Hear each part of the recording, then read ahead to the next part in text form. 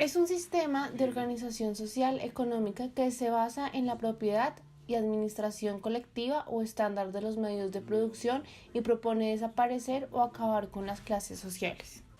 Uno de los principales pilares del socialismo es alcanzar una sociedad justa. Por ello, tiene entre sus planeamientos la necesidad de que sea la injerencia colectiva o estatal la que tenga la administración de los medios de producción para regularlos y centralizar el poder económico.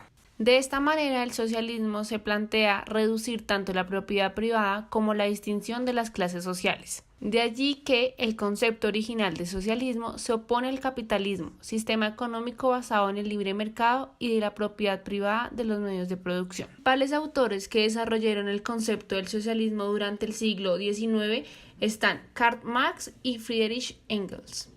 Algunos de los principios del socialismo han evolucionado a lo largo de la historia y en diferentes lugares, identificándose en muchos casos con planteamientos políticos de izquierda.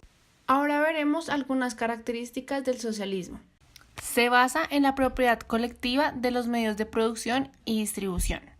Busca eliminar las diferentes clases sociales al repartir las riquezas de forma igualitaria entre los trabajadores. Los medios de producción le pertenecen a la sociedad, por tanto, se trata de empresas estables cuya dirección y gerencia la asume el Estado. También el socialismo busca la centralización de poderes e interviene en los aspectos económicos y sociales al encargarse de la distribución de bienes, con el fin de garantizar la equidad social. El socialismo nace como una respuesta en contra del capitalismo y de las desigualdades sociales ya que ésta ha generado.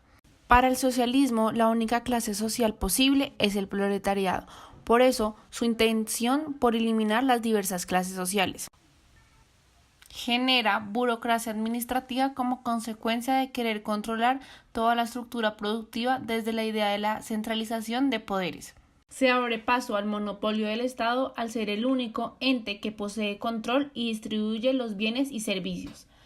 Desde una perspectiva teórica, el socialismo puede funcionar en un régimen de gobierno democrático.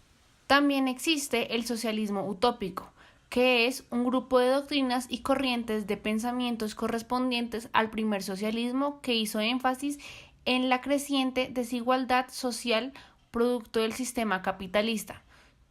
Este surgió en el siglo XIX en Europa, tras la Revolución Industrial, e intentó dar respuesta a los problemas causados por el liberalismo y la industrialización.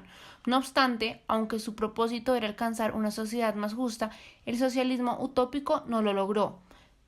Este concepto hace referencia a la obra de Tomás Moro, Utopía, y al concepto de una forma de organización social ideal. Asimismo, otros autores que se encargaron de estudiar y proponer el socialismo utópico fueron Ernie de Saint-Simon y Robert Owner. Por otra parte, el socialismo utópico influyó en movimientos posteriores como el ecologismo y la sociodemocracia. El socialismo científico se basa en el materialismo histórico y en el análisis crítico y científico del capitalismo. Este concepto fue utilizado por Engels y se corresponde con el marxismo. El socialismo científico analiza, entre otros elementos, la lucha de clases como el motor de cambio social, político y económico. De este modo, propone como mecanismo de cambio una revolución de los trabajadores. El socialismo que se presenta en Latinoamérica en el siglo XXI se caracteriza por mostrar una historia fracasada de querer gobernar un país bajo los parámetros de igualdad camuflada y de esta manera tener un pueblo con la satisfacción pasajera que al final traerá una muerte no solo física sino social, económica y culturalmente. Como se ha podido ver en la historia de Latinoamérica, el socialismo ha llegado a países como Venezuela con Hugo Chávez y su sucesor Nicolás Maduro, que al principio dejaron un país con igualdad de condiciones, pero que en el trasfondo estaba desangrando económicamente, llevando sus riquezas a otros países o a la cabeza del gobierno, y que al final se ve a un pueblo sufriendo y un gobierno que no puede sostener a las masas. Durante el siglo XX, Venezuela estuvo bajo el control absoluto del imperio estadounidense, sometida a la permanente extracción del producto de trabajo de su gente y de la mayor parte de sus riquezas. Las jugosas comisiones por la venta de ese petróleo al extranjero, las ganancias por el comercio de mercancías importadas, la corrupción, la usura y la exportación de las clases trabajadoras fueron ensanchando cada vez más la brecha entre ricos y pobres.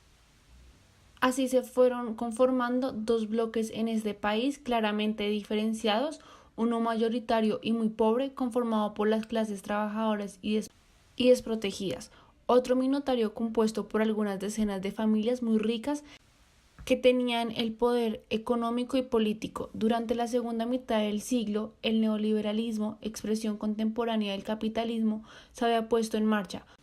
Por órdenes del Estado, el presupuesto para programas sociales se había reducido. La prestación de servicios básicos como la salud, educación, vivienda y alimentación gradualmente iban dejando de ser responsabilidades del Estado para convertirse en una mercancía.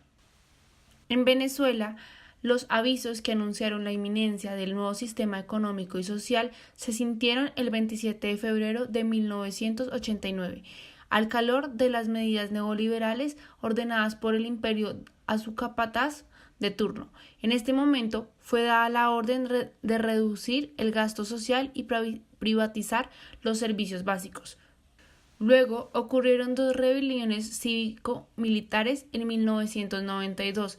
Siguió la destrucción de Carlos Andrés Pérez el 21 de mayo de 1993. En 1999, el comandante Hugo Chávez Frías fue elegido presidente de la República. Aunque su programa del gobierno no era explícitamente socialismo, sí buscaba contrarrestar la injusticia social y económica del capitalismo con medidas sociales que ponían en primer plano al ser humano. Era el momento para que el Estado comenzara a honrar la deuda social contraída con el pueblo durante tantos años. Como se puede ver, Hugo Chávez tenía grandes ideas para su país, pero al pasar del tiempo, estas ideas se fueron tergiversando, llegando a un socialismo extremo. Chile con Pinochet. La historia del Partido Socialista de Chile comienza el 19 de abril de 1933, con la fundación oficial del partido. No obstante, los primeros antecedentes históricos del pensamiento socialista chileno se remontan a mediados del siglo XIX, con la fundación de la Sociedad de Igualdad por Francisco Bilbao Barquín y Santiago Acroz Alergui. Alcanzó la presidencia de la República en 1970 con Salvador Allende, que fue uno de los fundadores en 1933. Tras el golpe de Estado en 1973 fue declarado ilegal por la dictadura de Augusto Pinochet, junto con el resto de los partidos políticos, y sus militares y simpatizantes fueron exiliados, al igual que los militares y simpatizantes de los partidos y movimientos que conformaban la Unidad Popular. Durante la dictadura del general Pinochet se fraccionó en diversos grupos que en mayor o menor medida revisaron los planteamientos ideológicos históricos del PS, los que se habían acercado más al marxismo, derivados a las posiciones sociodemocráticas. No obstante, el PS aún reconoce al marxismo como uno de los componentes ideológicos constituidos actualmente. Estas fracciones no volverán a unirse sino hasta el regreso de la democracia en 1990. El retorno de la democracia. Los socialistas han vuelto a alcanzar, al igual que Allende, la presidencia de la República con la presidenta Michelle Bachelet en 2006 y 2014. Fidel Castro y Raúl Castro en Cuba, Rafael Correa en Ecuador, Dilma Rousseff en Brasil, Cristina de Kirchner en Argentina y Evo Morales en Bolivia.